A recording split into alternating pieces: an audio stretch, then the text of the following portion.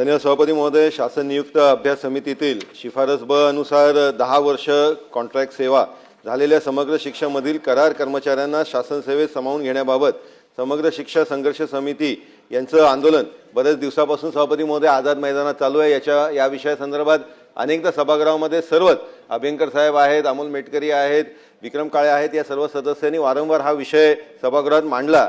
आज सोमवारी 2 लोकांना आंदोलनाच्या दरम्यान चक्कर येऊन त्या तिकडे पडले आणि त्यांची परिस्थिती ही अतिशय गंभीर होत चालली. माझी शासनाकडे आपल्या मार्फत विनंती आहे की याविषयी आपली शासनाने भूमिका ही स्पष्ट करावी. सकारात्मक आपली भूमिका आहे, या संदर्भातली काय आपली भूमिका आहे ती सांगावी. कारण या संदर्भात माननीय मुख्यमंत्री महोदयांकडेही डेलिगेशन भेटलं होतं, त्यांनीही या संदर्भातली भूमिका शासनाची मांडली असले तरीही याच्यामध्ये आंदोलकांना अजूनही जे निर्णय शासनाकडनं अभिप्रेत आहे तो आला नाही. तर या संदर्भात आपण बैठक घेणार का, या विषयासंदर्भात सभापती महोदय माननीय उदय सामंत साहेबांनाही त्यांनी निवेदन दिलं होतं.